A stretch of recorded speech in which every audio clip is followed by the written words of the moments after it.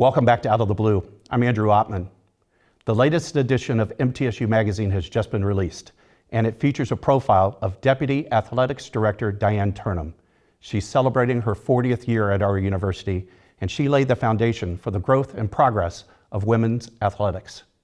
She also joins us as we reflect on the 50th anniversary of Title IX, the groundbreaking federal legislation that put college athletics on a path for equity for women athletes and the programs that provide them with competitive opportunities. Diane, welcome back to the show. Thank you. 40th anniversary of your arrival at MTSU. Yes. 50th anniversary of Title IX. I want to talk about both because I think both are related, but of course you're in our upcoming edition of MTSU Magazine, Full Court Press, talking about all the wonderful work you've done here for MTSU Athletics. So let's start at the very beginning, your arrival at MTSU. Talk about your hiring story. You know, it's one of my favorite stories, and it really shapes who I am today. I had played high school basketball for the then women's basketball coach. He contacted me about coming and being a member of his staff, and I was so excited.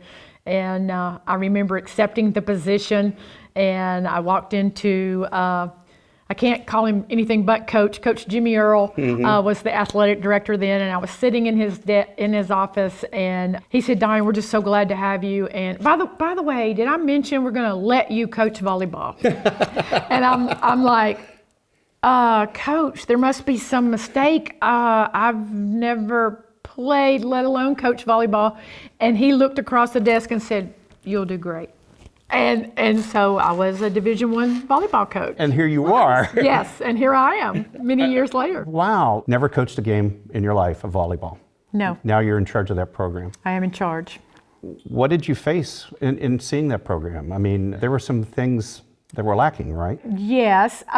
You know, at that time, you had to have a particular number of sports to sponsor football, and that was one of the sports that Middle Tennessee had chosen, but funds were much tighter back then. They had had graduate assistants coach the program in the past, but they felt they needed someone full-time. You know, I had limited resources in both programs, but especially in volleyball. But they wanted to have the program, they wanted to enhance it. Resources were limited as it was, and then especially never having a full-time coach before. I had some talented athletes from Chattanooga who had won a high school state championship. So I was gifted with some great athletes, and so the first year we kind of just walked our way through it.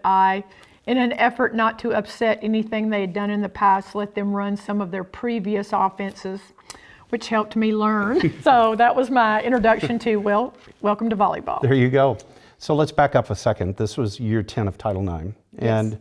when you talked about football program had X, the objective was there need to be equal opportunities for men and women in athletics. Even though we're 10 years in, it was a steep learning curve for all universities, MTSU included, right? Oh yes. Now in women's basketball, we had the 12 allotted scholarships, and we could travel. We had a travel budget.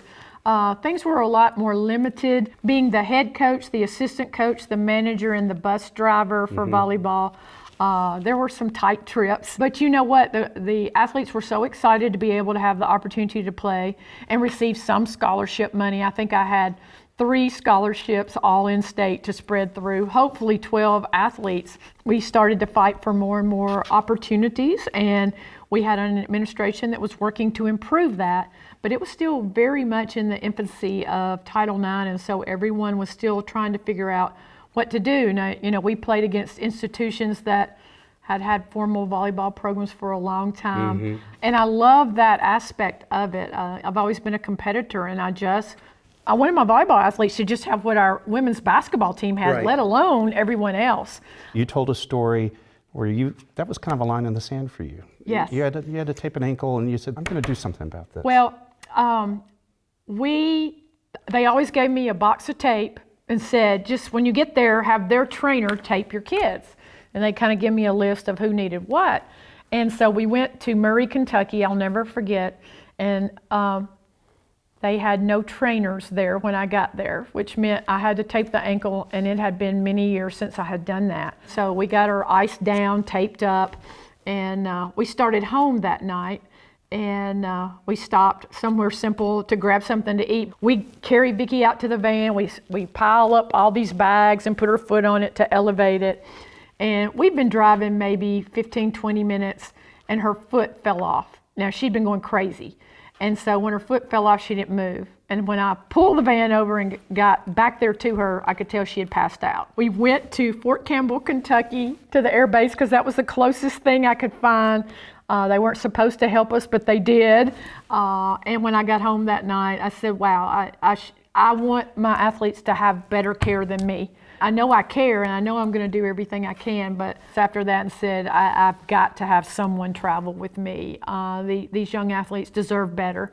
And while it was tough, we did find a way to hopefully most all of the time at least have a trainer with us. Sometimes it might be a student trainer, but that was okay. They were more adequately prepared to tape ankles than I was at the time. So. But eventually you rose from working with those two programs to an administrative role, where you are helping to make the decisions to benefit those programs. So reflect a little bit about that transition to becoming the administrator that's really largely responsible for where we are right now in this area. You know, dipping my toes into two different sports made me start thinking about, I want to make a difference, you know, not just for basketball and not just for volleyball. The NCAA kind of helped me out. They mandated that everyone should have a senior woman's administrator. So I realized, number one, there's a career in this, and number two, I love it. I love being able to be a part of us looking at our current programs and making sure they had what they needed, but also adding other opportunities for women to participate in other sports. So I got to be a part of adding softball and soccer,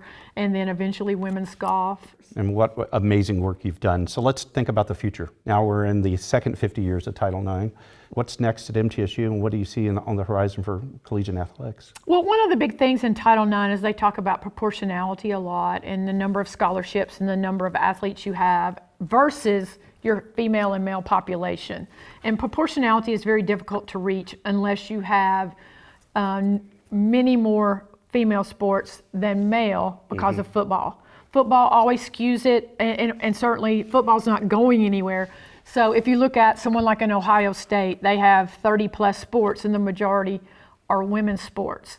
Right now with our 17, we have one more female sport than male. And really, to get anywhere near proportionality, you would want to look at adding more female sports, which is things we talk about every year. Obviously, you know, the finances of doing that are always going to be a huge consideration.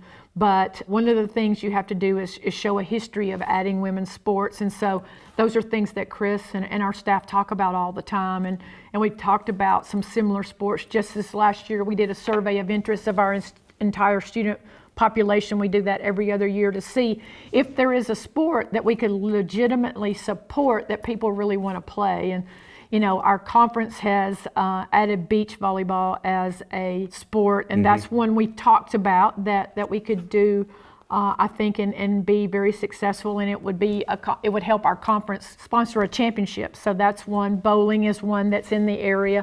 Lacrosse. There are several sports that we could look at, but we want to be certainly, you know, very fiscally responsible. And so those are decisions that are just not for athletics, but for the university as a whole. But the future will hold us adding possibly some other sports for women, because you never want to limit men. That's what some people have chosen to do. Well, instead of adding a female sport, we'll just cut a male sport.